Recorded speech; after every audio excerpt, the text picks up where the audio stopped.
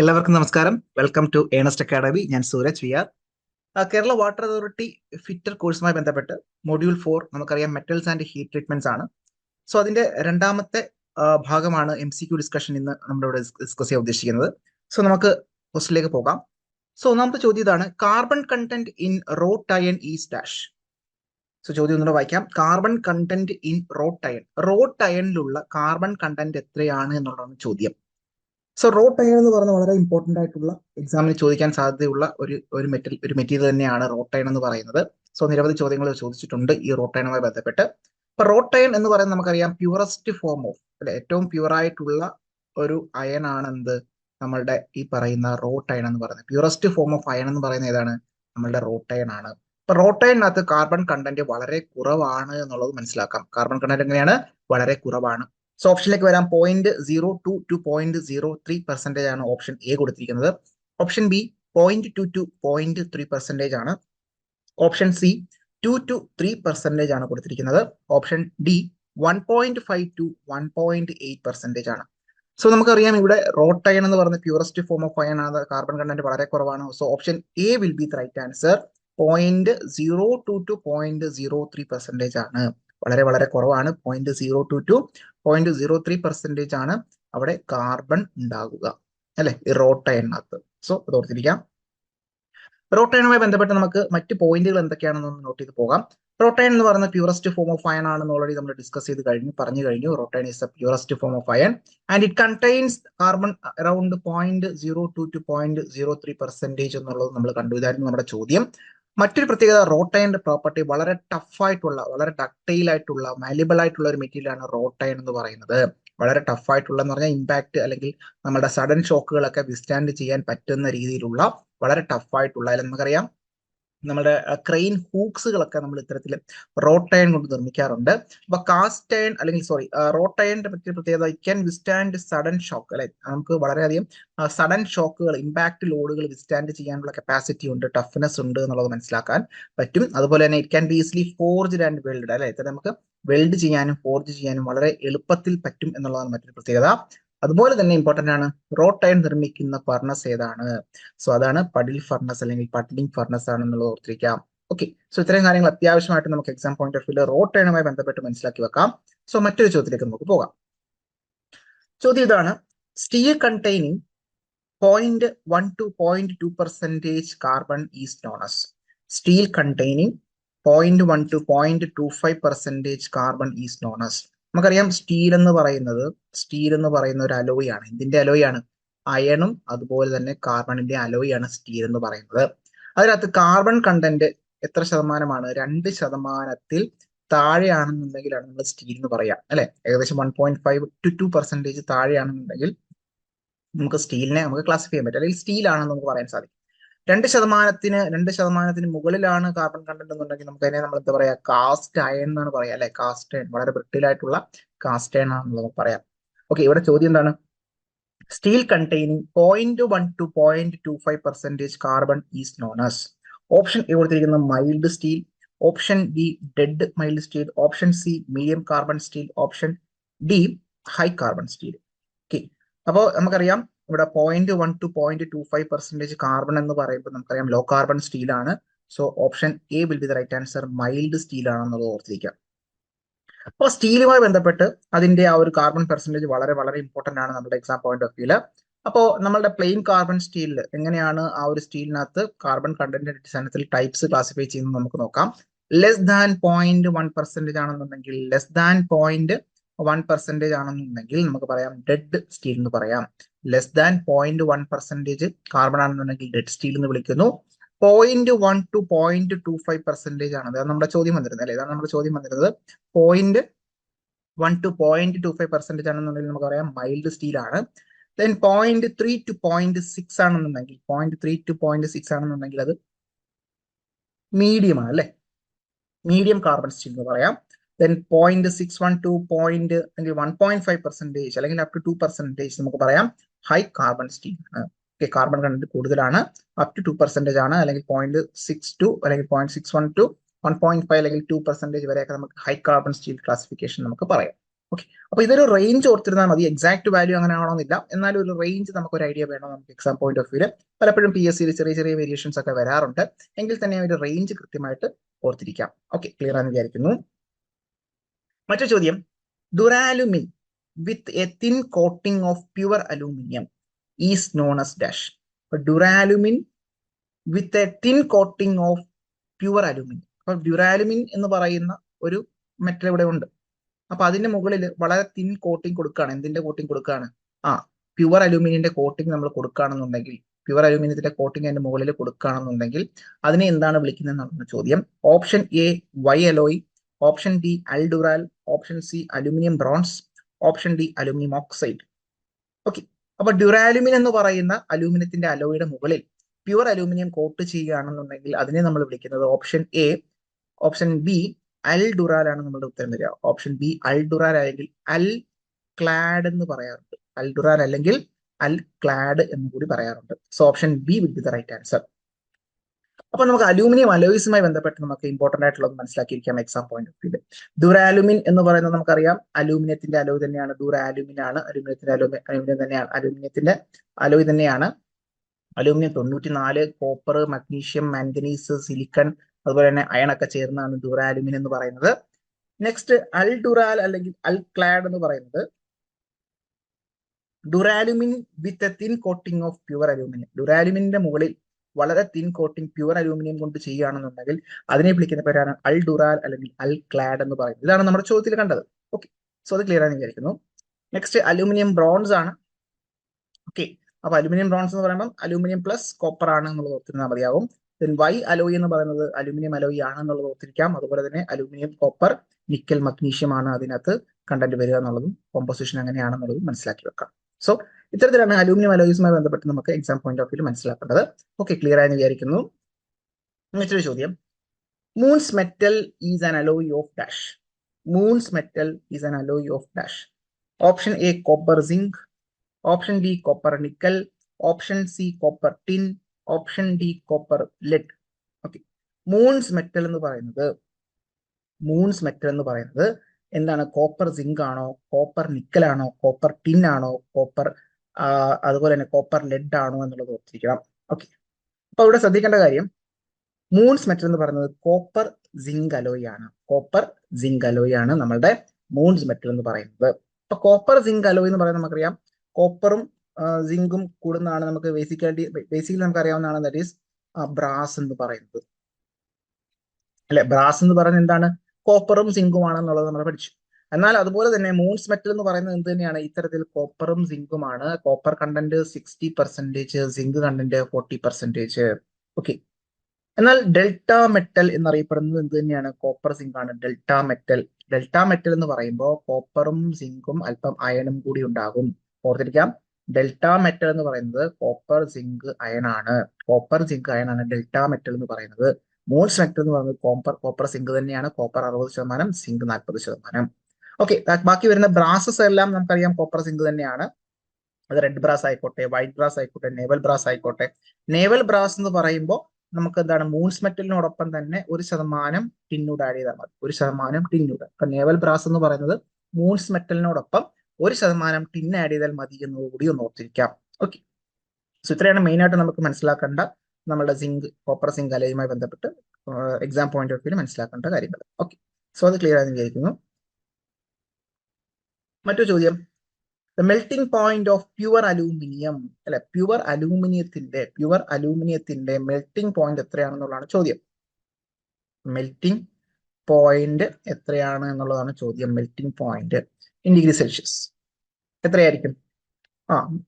Option A കൊടുത്തിരിക്കുന്നത് 420 degree Celsius, option B 660 degree Celsius, option C 232 degree Celsius, option D 930 degree Celsius. അപ്പൊ അലൂമിനിയത്തിന്റെ അല്ലെങ്കിൽ pure അലൂമിനിയത്തിന്റെ melting point എന്ന് പറയുന്നത് 659 അല്ലെങ്കിൽ 660 degree Celsius ആണെന്നുള്ളത് ഓർത്തിരിക്കാം അല്ലെ. നമ്മുടെ പ്യുവർ അലൂമിനിയത്തിന്റെ മെൽറ്റിംഗ് പോയിന്റ് എന്ന് പറയുന്നത് 659 അല്ലെങ്കിൽ 660 ഡിഗ്രി സെൽഷ്യസ് ആണെന്നുള്ളത് ഓർത്തിരിക്കാം. സോ അതുമായി ബന്ധപ്പെട്ട് സാധാരണഗതിയിൽ ചോദിച്ച് കാണാറുള്ള കുറച്ച് മെറ്റൽസ്, അതിന്റെ മെൽറ്റിംഗ് പോയിന്റ് ഓർത്തിരിക്കാം. കോപ്പറിന്റെ മെൽറ്റിംഗ് പോയിന്റ് 1083 ഡിഗ്രി സെൽഷ്യസ് ആണെന്നുള്ളത് ഓർത്തിരിക്കാം. 1083. അപ്പം നമ്മളുടെ ബ്രാസിന്റെ 930 ഡിഗ്രി സെൽഷ്യസ് ആണെന്നുള്ളത് ഓർത്തിരിക്കാം. 880 മുതൽ 930 ഡിഗ്രി സെൽഷ്യസ് റേഞ്ച് കാണാറുണ്ട്. ബ്രോൺസ് എന്ന് പറയുന്നത് 1005 degree Celsius ഓർത്തിരിക്കാം.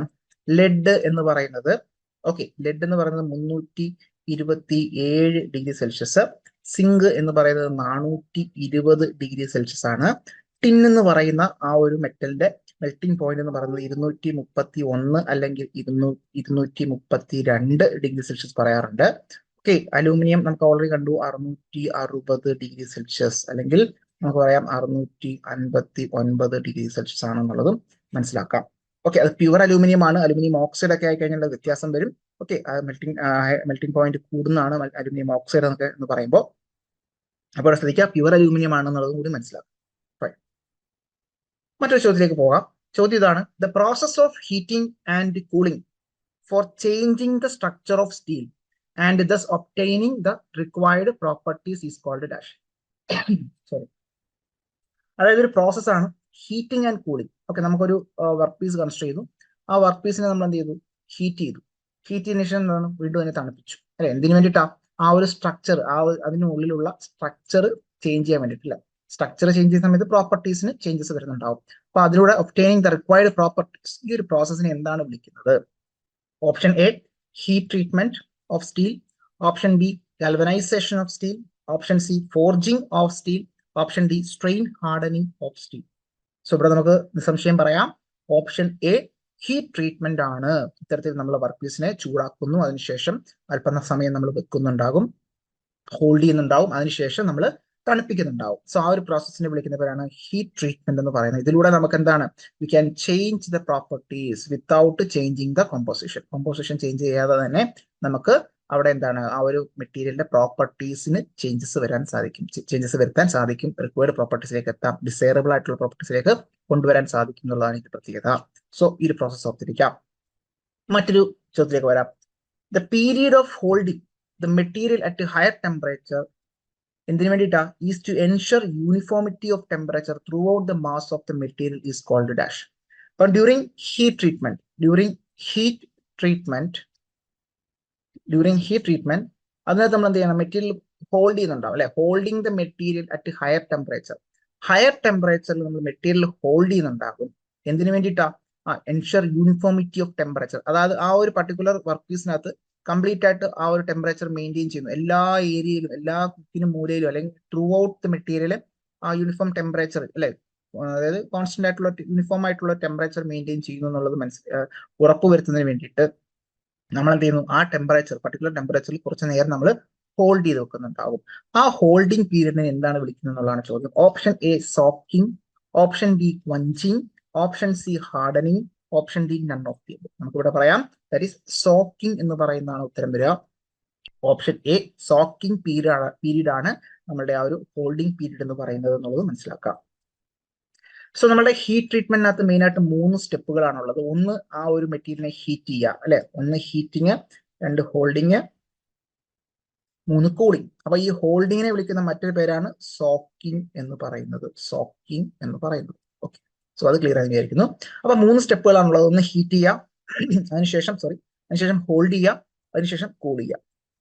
So heating the material to specified temperature, അതാണ് ഒന്നാമത്തെ step. Next holding the material at higher temperature for specified period of time. ഒരു നിശ്ചിത സമയത്തേക്ക് നമ്മൾ ആ ഒരു പർട്ടിക്കുലർ ടെമ്പറേച്ചറിൽ ആ ഒരു മെറ്റീരിയൽ നമ്മൾ ഹോൾഡ് ചെയ്യുന്നുണ്ടാവും. അതിനെ വിളിക്കുന്ന പേരാണ് സോക്കിംഗ് എന്ന് പറയുന്നത്. അത് ആ ഒരു എൻറ്റയർ മെറ്റീരിയൽ യൂണിഫോം ആയിട്ട് ഹീറ്റ് സ്പ്രെഡ് ചെയ്യാനും അത് ഒരേപോലെ യൂണിഫോം ടെമ്പറേച്ചർ മെയിൻറ്റെയിൻ ചെയ്യാനും വേണ്ടിയിട്ടാണ് ആ ഒരു ഹോൾഡിംഗ് പീരീഡ് വെക്കുന്നുണ്ടാവുക. Cooling the material according to specified rate of cooling. അതിനുശേഷം നമ്മൾ കൂൾ ചെയ്യുക അല്ലെ. ഇത് രണ്ടാമത്തെ സ്റ്റെപ്പ്, ഇത് മൂന്നാമത്തെ സ്റ്റെപ്പ്. അങ്ങനെ 3 സ്റ്റെപ്പുകളോടുകൂടിയാണ് നമ്മൾ ആ ഒരു ഹീറ്റ് ട്രീറ്റ്മെന്റ് നമ്മൾ ചെയ്യുന്നുണ്ടാവുക. ഓക്കെ, മറ്റൊരു ചോദ്യം. The process annealing is also called dash അല്ലെ. അനീലിംഗിനകത്ത് നമ്മൾ ഫുൾ അനീലിംഗ്, പ്രോസസ് അനീലിംഗ് അല്ലെ, അത്തരത്തിലുള്ള അനീലിംഗ് പ്രോസസ്സുകളുണ്ട്. അപ്പൊ process annealing is also called critical annealing, sub critical annealing, full annealing, super critical annealing. Okay, അപ്പൊ അത്തരത്തിൽ പറയുകയാണെന്നുണ്ടെങ്കിൽ പ്രോസസ് അനീലിംഗിനെ വിളിക്കുന്ന മറ്റൊരു പേരാണ് subcritical annealing. So option B will be the right answer, subcritical annealing. So subcritical annealing ആണ് എന്ത് നമ്മുടെ process annealing എന്ന് പറയുന്നത്. സോ പ്രോസസ് അനീലിംഗ് എന്ന് പറയുന്നത് നമുക്കറിയാം, അനീലിംഗ് എന്ന് പറയുന്നത് ഒരു ഹീറ്റ് ട്രീറ്റ്മെന്റ് പ്രോസസ് ആണ്. സോ ആ ഒരു അനീലിംഗിനകത്ത് വരുന്ന ടൈപ്പ് ഓഫ് അനീലിംഗ് ആണ് പ്രോസസ് അനീലിംഗ് അല്ലെങ്കിൽ ഫുൾ അനീലിംഗ് എന്നൊക്കെ നമ്മൾ ഡിഫറെന്റ് ടൈപ്സ് പറയാറുണ്ട്. അപ്പൊ പ്രോസസ് അനീലിംഗ് എന്ന് പറയുന്ന മറ്റൊരു പേരാണ് സബ്ക്രിട്ടിക്കൽ അനീലിംഗ്. സബ്ക്രിട്ടിക്കൽ അനീലിംഗ് എന്ന് പറയുന്നത്. എന്തുകൊണ്ടാണ് സബ് ക്രിട്ടിക്കൽ എന്ന് പറഞ്ഞാൽ നമുക്കറിയാം ലോവർ ക്രിട്ടിക്കൽ ടെമ്പറേച്ചർ ഉണ്ട്, അപ്പർ ക്രിട്ടിക്കൽ ടെമ്പറേച്ചർ ഉണ്ട്. അപ്പോൾ ക്രിട്ടിക്കൽ ടെമ്പറേച്ചറിന് താഴെയാണ് നമ്മുടെ ലോവർ ക്രിട്ടിക്കൽ ടെമ്പറേച്ചറിനും താഴെയാണ് നമ്മൾ മെറ്റീരിയൽ ചൂടാക്കുന്നുണ്ടാവുക. അതിനുശേഷം നമ്മൾ എന്ത് ചെയ്യുന്നു, വളരെ പതുക്കെ തണുപ്പിക്കുന്നുണ്ടാവും. സോ ഈ ഒരു പ്രോസസ്സാണ് പ്രോസസ് അനീലിംഗ് എന്ന് പറയുന്നത്. So process consist of heating the material in the range to 550 to 650 degree Celsius അല്ലെ. ഒരു ലോവർ ക്രിട്ടിക്കൽ ടെമ്പറേച്ചറിന് താഴെയായിട്ടുള്ള റേഞ്ചിൽ 550 മുതൽ 650 ഡിഗ്രി സെൽഷ്യസ് റേഞ്ചിൽ ചൂടാക്കിയതിനു ശേഷം നമ്മൾ എന്ത് ചെയ്യുക, വളരെ പതിയെ നമ്മൾ ആ ഒരു എന്താണ് ഫർണസിനുള്ളിൽ വെച്ച് തന്നെ അല്ലെ, ഇത്തരത്തിൽ കൂൾഡിന്റെ ഫർണസ് അല്ലെ, ഫർണസിനുള്ളിൽ തന്നെ നമ്മൾ എന്താണ് കൂളിംഗ് ചെയ്യുന്നുണ്ടാകും. സോ അതാണ് നമ്മുടെ ആ ഒരു അനീലിംഗ് പ്രോസസ് എന്ന് പറയുന്നുണ്ടാവുക, അനീലിംഗ് പ്രോസസ് അല്ലെ. സോ അതാണ് നമ്മുടെ പ്രോസസ് അനീലിംഗ് എന്ന് പറയുന്നത്. സോ സബ് ക്രിട്ടിക്കൽ അനീലിംഗ് എന്ന് പറയുന്നു, അത് തന്നെയാണ് പ്രോസസ് അനീലിംഗ്, രണ്ടും ഒന്ന് തന്നെയാണ്. സോ അവിടെ നമ്മൾ ആ ഒരു പർട്ടിക്കുലർ മെറ്റലിനെ നമ്മൾ ലോവർ ക്രിട്ടിക്കൽ ടെമ്പറേച്ചറിന് താഴെ അറൌണ്ട് 550 to 650 ഡിഗ്രി സെൽഷ്യസ് ചൂടാക്കിയതിനു ശേഷം ഫർണസിൽ വെച്ച് തന്നെ നമ്മൾ തണുപ്പിക്കുന്നുണ്ട്. സോ ഇതാണ് പ്രോസസ് അനീലിംഗ്. മറ്റൊരു ചോദ്യം, what is the name of heat treatment process for reheating the hardened steel to temperature below 400 degree Celsius followed by cooling? എന്താണ് ഹീറ്റ് ട്രീറ്റ്മെന്റ് പ്രോസസിന്റെ പേര്? Reheating the hardened steel. ഇപ്പം ഹാർഡനിങ് എന്ന് പറയുന്ന process ചെയ്തതിനു ശേഷം അല്ലെങ്കിൽ ഹാർഡനിങ് ചെയ്തതിനു ശേഷം അതിനെ വീണ്ടും റീഹീറ്റ് ചെയ്യാണ്. അതിനെ വീണ്ടും റീഹീറ്റ് ചെയ്തുകൊണ്ട് എത്രയാണ്, ഏകദേശം 400 ഡിഗ്രി സെൽഷ്യസ്, അതായത് ലോവർ ക്രിട്ടിക്കൽ ടെമ്പറേച്ചറിന് താഴെ തന്നെ റീഹീറ്റ് ചെയ്തുകൊണ്ട് വളരെ പതുക്കെ കൂൾ ചെയ്യുന്നുണ്ടാകും. ഈ ഒരു പ്രോസസ്സിനെ വിളിക്കുന്ന പേര് എന്താണ്? Option A annealing, option B hardening, option C tempering, option D normalising. So നമുക്ക് പറയാം, ഹാർഡനിങ്ങിന് ശേഷം നമ്മൾ എന്താണ് പെട്ടെന്ന് നമ്മൾ ചെയ്യേണ്ടതായിട്ടുള്ള അല്ലെങ്കിൽ എന്താണ് ചെയ്യേണ്ടതായിട്ടുള്ള പ്രോസസ്സാണ് ടെമ്പറിംഗ് പ്രോസസ് എന്ന് പറയുന്നത് അല്ലെ. കൊഞ്ചിങ്ങിന് ശേഷം അല്ലെങ്കിൽ ഹാർഡനിങ്ങിന് ശേഷം നമ്മൾ ചെയ്യേണ്ട മറ്റൊരു പ്രോസസ്സാണ് ടെമ്പറിംഗ് എന്ന് പറയുന്നത്. So option C will be the answer, tempering. അപ്പൊ ഹാർഡനിങ്ങിന് ശേഷം നമ്മൾ വീണ്ടും റീഹീറ്റ് ചെയ്യുന്നു, വളരെ പതിയെ തണുപ്പിക്കുന്നുണ്ടാകും. സോ ഈ ഒരു പ്രോസസ്സാണ് ടെമ്പറിംഗ് എന്ന് പറയുന്നുണ്ടാവുക. Okay, so option C will be the right answer, tempering. അപ്പൊ ടെമ്പറിംഗ് എന്ന് പറയുന്ന പ്രോസസ് എന്താണ്? നമ്മൾ റീഹീറ്റ് ചെയ്യാണ് അല്ലെ. ഓൾറെഡി നമ്മൾ ഹാർഡൻ ചെയ്തിട്ടുള്ള അല്ലെങ്കിൽ ഹാർഡനിങ് അല്ലെങ്കിൽ കൊഞ്ചിങ് ചെയ്തിട്ടുള്ള വർക്ക് പീസിന്റെ എന്താണ് ഇന്റേണൽ സ്ട്രക്ചർ അല്ലെങ്കിൽ ഇന്റേണൽ സ്ട്രെസ്സസ് കുറയ്ക്കുന്നതിന് വേണ്ടിയിട്ട് അല്ലെങ്കിൽ ആ ഒരു എന്താണ് കട്ടിങ് എബിലിറ്റി കൂട്ടുന്നതിന് വേണ്ടിയിട്ട് അല്ലെ, ഇത്തരത്തിൽ ഇൻവോൾവ്സ് എന്താണ് reheating the hardened material to a temperature below the lower critical temperature. ആ ലോവർ ക്രിട്ടിക്കൽ ടെമ്പറേച്ചറിന് താഴെ നമ്മൾ ചൂടാക്കുന്നു, അതിനുശേഷം വളരെ സ്ലോ ആയിട്ട് കൂൾ ചെയ്യുന്നുണ്ടാകും. ഈ ഒരു പ്രോസസ്സാണ് ടെമ്പറിംഗ് എന്ന് പറയുന്നത്. So all hardened steel are usually tempered immediately after hardening. ഹാർഡനിങ്ങിന് ശേഷം ഇമ്മീഡിയറ്റ് ആയിട്ട് പെട്ടെന്ന് തന്നെ നമ്മൾ ടെമ്പറിംഗ് പ്രോസസ്സ് എല്ലാ സ്റ്റീലുകളിലും എല്ലാം ഹാർഡൻഡ് സ്റ്റീലുകളിലും നമ്മൾ ചെയ്യാറുണ്ട് എന്നുള്ളതും ഓർത്തിരിക്കാം. മറ്റൊരു ചോദ്യം, why tempering process carried out in steel? സ്റ്റീലില് എന്തിനു വേണ്ടിയിട്ടാണ് ടെമ്പറിംഗ് പ്രോസസ്സ് ചെയ്യുന്നത്? Why the tempering process carried out in steel? സ്റ്റീലുകളിൽ എന്തുകൊണ്ടാണ് ടെമ്പറിംഗ് പ്രോസസ്സ് നമ്മൾ ചെയ്യുന്നത് എന്നുള്ളതാണ് ചോദ്യം. ഓപ്ഷൻ എ കൊടുത്തിരിക്കുന്നത് to add cutting ability, option B to relieve strain and stresses, option C to refine the grain structure, option D to regulate the hardness and toughness. Okay, to regulate the hardness and toughness. അപ്പൊ നമുക്ക് പറയാം എന്താണ് tempering process നമ്മൾ ചെയ്യുന്നുണ്ടാവുക, നമ്മൾക്ക് harden ചെയ്തിട്ടുള്ള സ്റ്റീലിന്റെ എന്താണ് ഹാർഡ്നെസ്സും ടഫ്നെസ്സും regulate ചെയ്യാൻ വേണ്ടിയിട്ടാണ് അല്ലെങ്കിൽ ടഫ്നെസ് ഇംപ്രൂവ് ചെയ്യാൻ വേണ്ടിയിട്ടാണെന്ന് പറയാം. So option D will be the right answer, to regulate the hardness and toughness. ആ ഒരു ഹാർഡ്നെസ്സിനെ ടഫ്നെസ്സിനെ റെഗുലേറ്റ് ചെയ്യാൻ വേണ്ടിയിട്ടാണ്. ഓക്കെ, ടഫ്നെസ് ഇംപ്രൂവ് ചെയ്യാണ് നമ്മൾ മെയിൻ ആയിട്ട് ടെമ്പറിംഗ് പ്രോസസ്സിലൂടെ നമ്മൾ ചെയ്യുന്നുണ്ടാവും. ഓൾറെഡി ഹാർഡൻഡ് ആയിട്ടുള്ള ആ ഒരു സ്റ്റീലിനെ നമ്മൾ ടെമ്പറിംഗ് ചെയ്തുകൊണ്ട് നമ്മൾ എന്ത് ചെയ്യുക, അവിടെ ഉണ്ടാവുന്ന ടഫ്നെസ്, ആ ഒരു മെറ്റീരിയലിന്റെ ടഫ്നെസ് ഇംപ്രൂവ് ചെയ്യാണ് ടെമ്പറിംഗ് പ്രോസസ്സിലൂടെ നമ്മൾ ചെയ്യുന്നത്. ടെമ്പറിംഗ് പ്രോസസ് ഓൾറെഡി കണ്ടു, നമ്മൾ എന്താണ് ഹാർഡൻ ചെയ്തിട്ടുള്ള അല്ലെ. ഹാർഡനിങ് എന്ന് പറയുമ്പോൾ നമുക്കറിയാം അപ്പർ ക്രിട്ടിക്കൽ ടെമ്പറേച്ചറിന് മുകളിലേക്ക് കൊണ്ടുപോയതിനു ശേഷം നമ്മൾ പെട്ടെന്ന് തന്നെ തണുപ്പിക്കുന്നുണ്ടാവും. റാപ്പിഡ് കൂളിംഗ് ആണ്. അതിന്റെ പരമായിട്ട് അവിടെ മാർട്ടൻസൈറ്റ് ഫോം ചെയ്യുന്നു, വളരെ ഹാർഡ് ആയിട്ടുള്ള സബ്സ്റ്റൻസ് ഫോം ചെയ്യുന്നു. സോ അത്തരത്തിലുള്ള ഹാർഡനിങ് ചെയ്തതിനു ശേഷം അവിടെ ഉണ്ടാവുന്ന ഇന്റേണൽ സ്ട്രെസ്സസ് കുറയ്ക്കുന്നതിനും ടഫ്നെസ് ഇംപ്രൂവ് ചെയ്യുന്നതിനും ഒക്കെയാണ് നമ്മൾ ഇത്തരത്തിൽ ടെമ്പറിംഗ് പ്രോസസ് ചെയ്യുന്നുണ്ടാവുക. സോ ഇവിടെ ആക്യുറേറ്റ് ആയിട്ട് ഉത്തരം to regulate the hardness and toughness. Tempering എന്ന് പറയുന്നത് ഓൾറെഡി അറിയാം, heat treatment process that immediately follows hardening അല്ലെ. ഇത്തരത്തിൽ ഹാർഡനിങ്ങിന് ശേഷം ഇമ്മീഡിയറ്റ് ആയിട്ട് നമ്മൾ ചെയ്യേണ്ട ഒരു പ്രോസസ്സാണ് ടെമ്പറിംഗ് പ്രോസസ് എന്ന് പറയുന്നത്. അപ്പൊ അത്തരത്തിൽ steel subject to hardening treatment are normally very brittle, വളരെ ബ്രിട്ടിൽ ആയിരിക്കും ഹാർഡൻഡ് ആയിട്ടുള്ള സ്റ്റീൽ എന്ന് പറയുന്നത്. സോ അതുകൊണ്ട് തന്നെ വളരെ ചെറിയ ഇമ്പാക്ട് കൊണ്ട് തന്നെ എന്ത് ചെയ്യുന്നുണ്ടാവും, പൊട്ടിപ്പോകുന്നുണ്ടാവും, ഫ്രാക്ചർ ആയി പോകുന്നുണ്ടാവും. അതിന് വേണ്ടി ടെമ്പറിങ് നമ്മൾ ചെയ്യണം, അതായത് ടഫ്നെസ് ഇംപ്രൂവ് ചെയ്യാൻ വേണ്ടിയിട്ടാണ്. ഓക്കെ, ഇപ്പൊ ബ്രിട്ടിൽനെസ് കുറച്ചുകൊണ്ട് ടഫ്നെസ് ഇംപ്രൂവ് ചെയ്യുക എന്നുള്ളതാണ് നമ്മുടെ മെയിൻ ആയിട്ടുള്ള ഒരു പ്രോസസ് എന്ന് പറയുന്നത്. Tempering is done to reduce brittleness and improve toughness of the hardened steel. Hardened സ്റ്റീലിന്റെ ടഫ്നെസ് ഇംപ്രൂവ് ചെയ്യുക, ബ്രിട്ടിൽനെസ് കുറയ്ക്കുക എന്നുള്ളതാണ് ടെമ്പറിങ്ങിന്റെ ഉദ്ദേശം. By this we can increase toughness improve ചെയ്യുന്നുണ്ട്, ഇൻക്രീസ് ചെയ്യുന്നുണ്ട് by relieving internal stress developed during quenching അല്ലെങ്കിൽ hardening സമയത്ത് അതിൽ നിലവിലുണ്ടായിരുന്ന എന്താണ് ഇന്റേണൽ സ്ട്രെസ്സസിനെയൊക്കെ കളഞ്ഞുകൊണ്ട് ടഫ്നെസ് ഇംപ്രൂവ് ചെയ്യുന്നുണ്ടാകും, അതുപോലെ തന്നെ ബ്രിട്ടിൽനെസ് കുറയ്ക്കുന്നുണ്ടാകും. സോ അത്തരത്തിലാണ് നമ്മൾ ആ ഒരു ഹാർഡൻഡ് സ്റ്റീലിനെ നമ്മൾ ടെമ്പറിങ് ചെയ്യേണ്ടത്, അല്ലെങ്കിൽ ടെമ്പറിങ്ങിന്റെ ഫലമായിട്ടുണ്ടാവുന്ന ഔട്ട്പുട്ട് എന്നുള്ളത് മനസ്സിലാക്കി വെക്കാം. മറ്റൊരു ചോദ്യം, dash is used to improve the internal structure of steel. Internal structure of സ്റ്റീലിന്റെ ഇന്റേണൽ സ്ട്രക്ചർ ഇംപ്രൂവ് ചെയ്യാൻ വേണ്ടിയിട്ട് നമ്മൾ യൂസ് ചെയ്യുന്ന ഹീറ്റ് ട്രീറ്റ്മെന്റ് പ്രോസസ് ഏതാണ്? Option A annealing, option B hardening, option C tempering, option D normalizing. So ഇവിടെ ഉത്തരം വരിക നമുക്കറിയാം നോർമലൈസിംഗ് ആണ്. നോർമലൈസിംഗ് ആണ് നമ്മളുടെ ഉത്തരം വരിക, നോർമലൈസിംഗ്. സോ നോർമലൈസിംഗ് എന്ന് പറഞ്ഞ പ്രോസസ്സിലൂടെയാണ് നമുക്ക് ഇന്റേണൽ സ്ട്രക്ചർ ഓഫ് സ്റ്റീൽ നമുക്ക് ഇംപ്രൂവ് ചെയ്യാൻ സാധിക്കുന്നത്. അപ്പൊ നോർമലൈസിംഗ് എന്ന് പറയുന്ന പ്രോസസ് എന്താണെന്ന് നമുക്ക് നോക്കാം. ഈ നോർമലൈസിംഗ് പ്രോസസ് എന്ന് പറഞ്ഞാൽ നമ്മൾ ഇത്തരത്തില് ആ ഒരു സ്റ്റീലിനെ അപ്പർ ക്രിട്ടിക്കൽ ടെമ്പറേച്ചറിന് മുകളിലേക്ക് ചൂടാക്കും. അപ്പർ ക്രിട്ടിക്കൽ ടെമ്പറേച്ചറിന് മുകളിലേക്ക് ചൂടാക്കിയതിനു ശേഷം നമ്മൾ എന്താണ് അത് പുറത്ത് അല്ലെ ആ ഒരു ഫർണസിന് പുറത്തെടുത്ത് വെച്ചിട്ട് ആ സ്റ്റീൽ എയറിൽ നമ്മൾ പതുക്കെ തണുപ്പിക്കുന്നുണ്ടാവും. So the process of removing the internal defect or refining the steel component structure is called normalizing. ഇത്തരത്തിൽ നമ്മൾ ചെയ്യുന്നതിന്റെ ഫലമായിട്ട് നമുക്ക് എന്താണ് അവിടെ ഇന്റേണൽ ഡിഫക്റ്റുകൾ എന്തുണ്ടെങ്കിൽ അത് റിമൂവ് ചെയ്യുന്നു, അതുപോലെ തന്നെ ആ ഒരു ഇന്റേണൽ സ്ട്രക്ചർ ഒക്കെ സ്റ്റീലിന്റെ കമ്പോണന്റ് സ്ട്രക്ചർ ഒക്കെ റിഫൈൻ ചെയ്ത് കിട്ടുന്നുണ്ടാവും.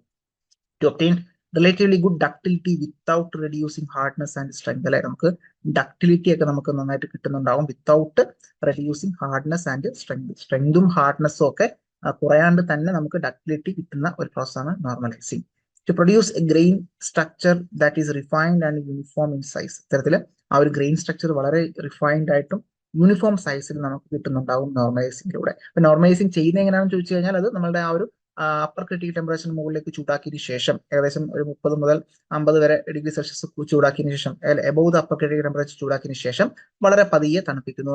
അതെങ്ങനെയാണ് ഫർണസ് കൂൾഡാണോ? അല്ല, അതായത് പുറത്ത് വെക്കുന്നുണ്ടാവും അല്ലെ, ഫർണസിന് പുറത്ത് വെച്ചിട്ട് നോർമൽ എയറിൽ നമ്മൾ നോർമൽ റൂം ടെമ്പറേച്ചറിൽ നമ്മൾ എന്ത് ചെയ്യുന്നു, അത് നോർമൽ എയറിൽ അത് വളരെ പതിയെ തണുപ്പിക്കുന്നുണ്ടാകും. സോ അതാണ് നോർമലൈസിംഗ് എന്ന് പറയുന്നത്. ഓക്കെ, സോ അത് ക്ലിയർ ആയി വിചാരിക്കുന്നു.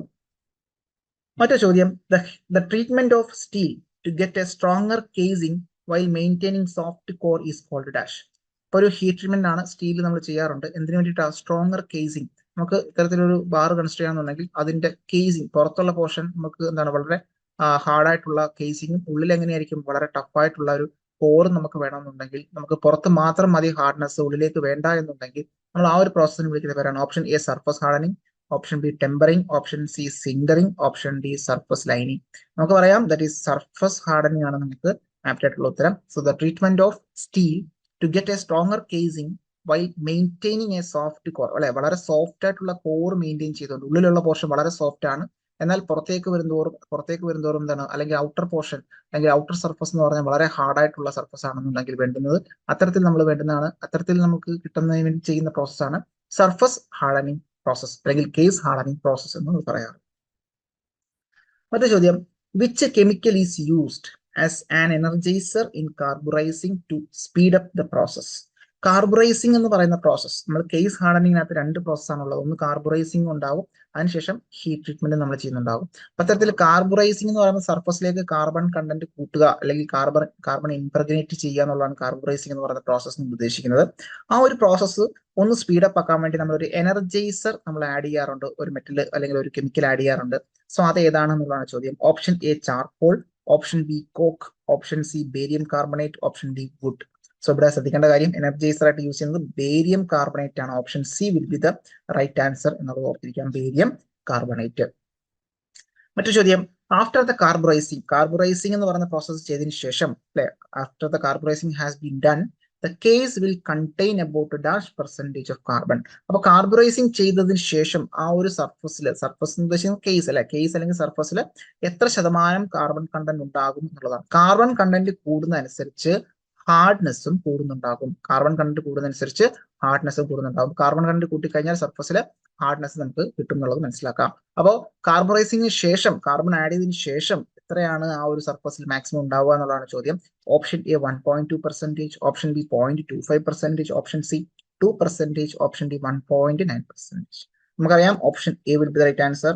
ദാറ്റ് ഈസ് 1.2% ആണ് മാക്സിമം കാർബൺ കണ്ടന്റ് ഉണ്ടാവുക. സോ കാർബറൈസിംഗ് നമുക്കറിയാം involves impregnating the surface of steel component with carbon to the desired value. Steel കമ്പോണന്റിന്റെ സർഫസിലേക്ക് കാർബണിനെ ഇംപ്രഗ്നേറ്റ് ചെയ്യുന്നു, അല്ലെ, ആഡ് ചെയ്ത് വിടുന്നുണ്ടാവും, അല്ലെ. അതിന് വേണ്ടിയിട്ട് എന്തിനു വേണ്ടിയിട്ടാ? To decide value, carbon content decide value എത്തിക്കുന്നതിന് വേണ്ടിയിട്ട് കാർബൺ അതിന്റെ സർഫസിലേക്ക്, സ്റ്റീൽ കമ്പോണന്റിന്റെ സർഫസിലേക്ക് ഇംപ്രഗ്നേറ്റ് ചെയ്ത് വിടുന്നുണ്ടാവും, ആഡ് ചെയ്ത് കൊടുക്കുന്നുണ്ടാവും. ഈ ഒരു പ്രോസസ്സിനെയാണ് കാർബറൈസിംഗ് എന്ന് പറയുന്നത്. സാധാരണഗതിയിൽ 0.25% കാർബൺ ഉണ്ടായിരുന്ന ഒരു സർഫസിലേക്ക് മാക്സിമം ഒരു 1.2% കാർബൺ വരെ നമ്മൾ ആഡ് ചെയ്ത് കൊടുക്കാറുണ്ട്. സോ ഈ ഒരു പ്രോസസ്സിലൂടെ നമുക്ക് സർഫസ് കോർ വളരെ ടഫ് അല്ലെങ്കിൽ സോഫ്റ്റ് ആയിട്ട് മെയിൻറ്റെയിൻ ചെയ്യാൻ പറ്റും.